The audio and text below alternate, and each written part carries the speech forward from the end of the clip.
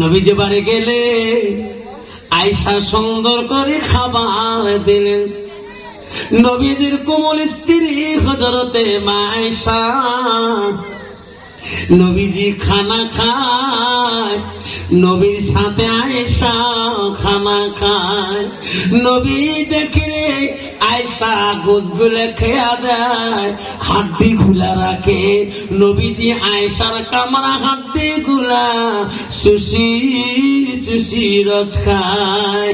আয়েশা যে সাথে ঠোঁট লাগে পানি পান করে মশকে, আমার রাসূল সেই দিকে ঠোঁট লাগে পানি খায়। আয়েশা আম্মাজন বলো গো রাসূল, আমি গোশত খেয়ে হাড্ডি রাখিলাম, আমার কামরা হাড্ডি গুলা আপনি কেন খান? আমি যেদিকে পানি খাই আপনি সেই দিকে কেন পানি পান করেন?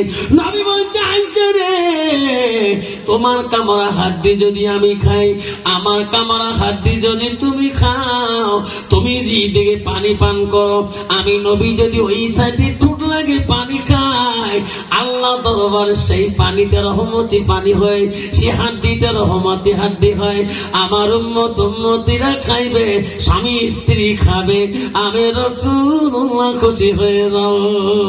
তাই থাকবে কন্ত বাবা।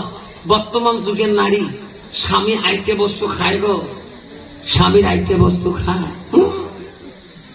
বুঝান, কালকে আফসার মাওলানা আসছে, বললাতে স্বামীর আইতে বস্তু বলে খোয়া খাবো, আমি জীবনে খাই না গো। তুমি খাও না? খাই, এলাও খাই। আমার একটা দুলে ভাই সেবিক পুলিশ তো ট্রাইফিকে চাকরি করে, ভাই সেপির পান দিয়ে খায় না, মাঝে মাঝে ফিল্ডে খায়, তার সাথে খাই। যেরকম ঠিক না আমি ঠিক মা বলে খবরদার, স্বামী ব্যতীত অন্য কোন বেগনা পুরুষের সাথে খানা খাওয়া খাস হারাম। আর তোরাও যুবক মনে রাখেন, নিজের স্ত্রী ব্যতীত অন্য নারীর সাথে খানা খাওয়া খাস হারাম। কত যুবক আছে নিজের স্ত্রীর সাথে খানা খায় না, শালীর সাথে দই চিলের মাখামাখি। যেরকম ঠিক না ঠিক আছে না? একলা মেয়েদের দোষ, একদল যুবকও আছে, বউ যদি কালা হয়, বউয়ের সাথে রিলেটিভ কানেকশন কম। মামা শ্বশুরের বেডি, চাচা শ্বশুরের বেডি, খালু শ্বশুরের বেডির সাথে খালি দই চিলের মাখামাখি। যেরকম ঠিক না বেটি কন্ত বাবা, বউয়ের মেমোরি কাম করবে।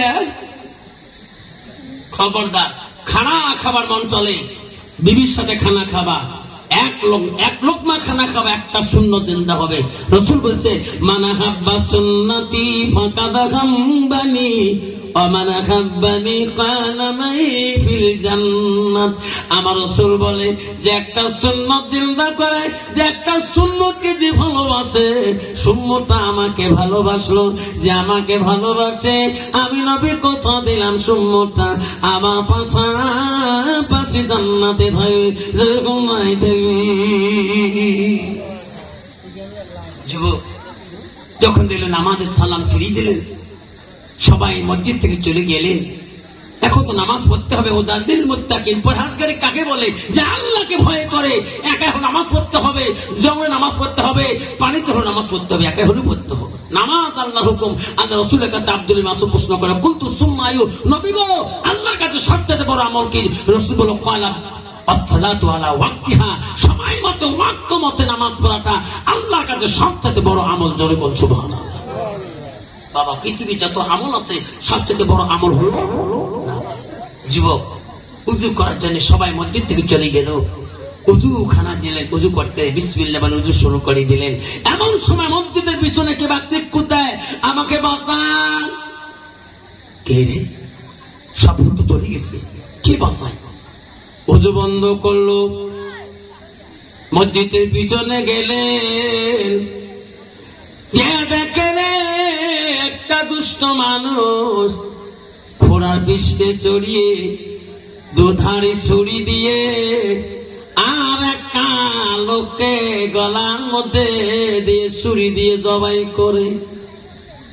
আব্দুল সামাদ বলল, ভাই বিনা অপরাধে লোকটা কেন ভাই আল্লাহর ঘরের পিছনে তুমি মানতেছো, ছাড়ি দাও মারিও না। বলতে না বলতে লোকটাকে তো খণ্ড করি ছাড়ি দিয়ে ওই ঘোড়া না চলিয়া গেলে। আব্দুল সামাদ মনে করলো রে, যে লোকটা মার্ডার হয়ে গেল এই সমাজের মানুষ, অন্য সমাজের মানুষ আমার বাড়ি তো এই দেশে না। সবাইকে ডাক মারে, ভাই রে নামাজ পড়ে বাড়ি দিকে চলে গেলে ভাই, তোমার সমাজে মানুষ খুন হয়ে গেল। সবাই বলল ভাই এই মুহূর্তে নামাজ পড়ে চলে আসলাম, কে আমার সমাজে খুন হলো, চলো নাই যে দেখে যে মানুষটাকে ছাড়িয়ে আসলাম একাই নামাজ পড়ার